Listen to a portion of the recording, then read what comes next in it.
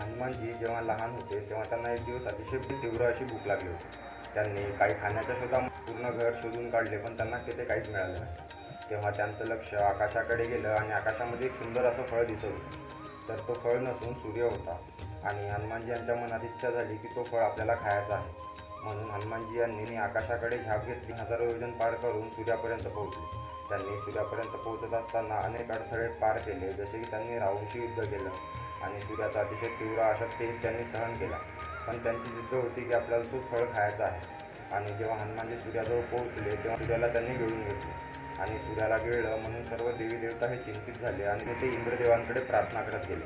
इंद्रदेवांकडे प्रार्थना केली तेव्हा इंद्रदेव तिथे पोहोचले आणि इंद्रदेवाने हनुमानजी यांच्या हनुवर वज्राचा प्रहार केला. वज्राच्या प्रहारामुळे हनुमानजी मूर्छित झाले आणि सूर्याला सोडून दिले. हनुमानजींनी हनुमानजीच्या हनुवटीवर प्रहार केला, म्हणूनच त्यांना हनुमान हे नाव देण्यात आले.